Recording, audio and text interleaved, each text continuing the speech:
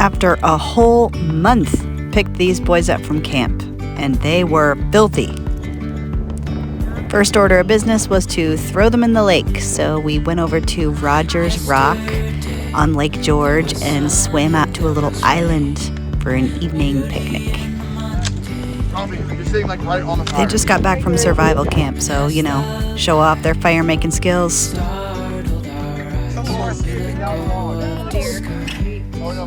And some of them are falling off.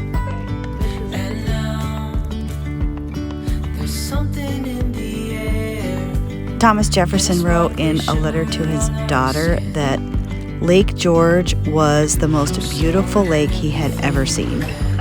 And he'd been around the block, so that's really saying something.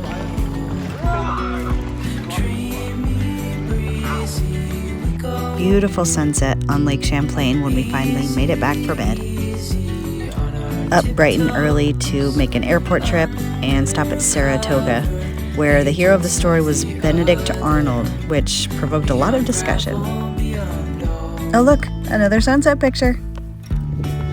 Okay, so not exactly in the Champlain Valley, but we did take a little day trip over to the cabin on Indian Lake in the Adirondacks.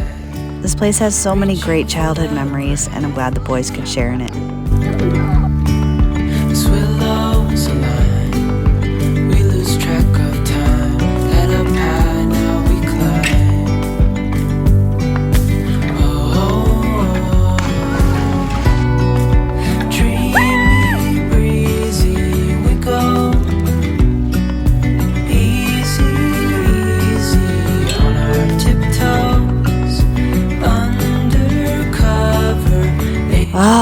Another sunset over Lake Champlain.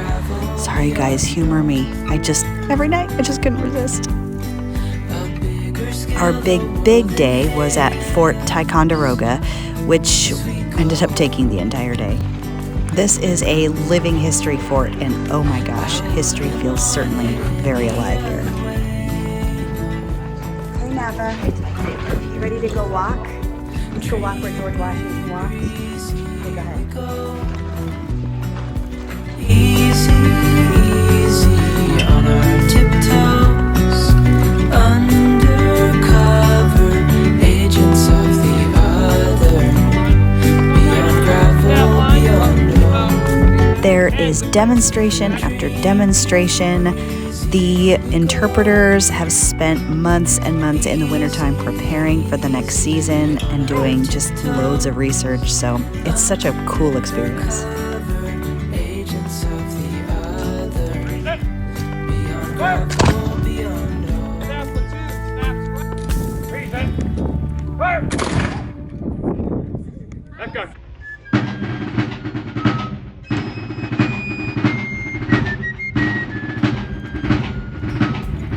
The interpreters' costumes were made on site using 18th century machinery, or lack thereof, even down to their shoes.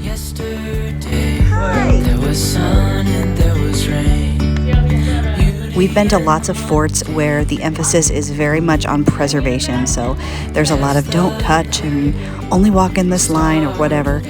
And the thing that was so special about here was how immersive it was. You know, watch them make cartridges, watch them make shoes, just touch, feel. It was amazing.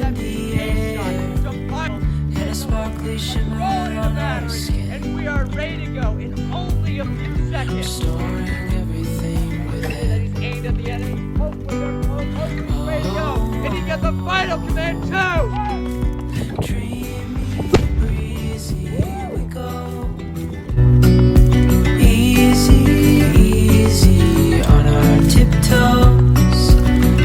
Another awesome hands-on spot that we visited was the Lake Champlain Maritime Museum.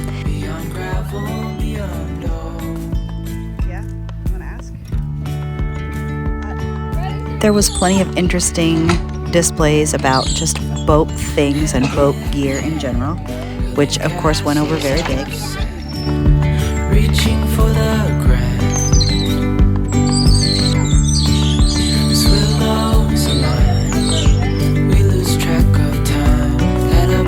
If you ask me, one of the coolest things was a reproduction gunboat of Benedict Arnold's fleet. They made it on site using only, again, 18th century tools and methods. The boat makers were working on a different project, and we did get to peek in on them.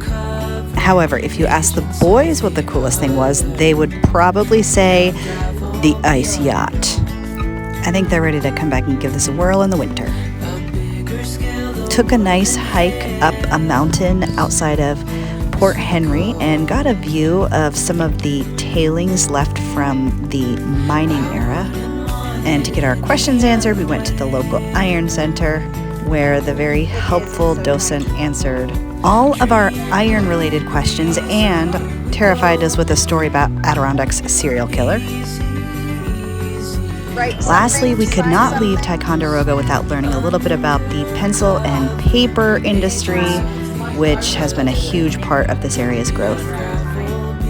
We got to come back with a little memento of handmade paper.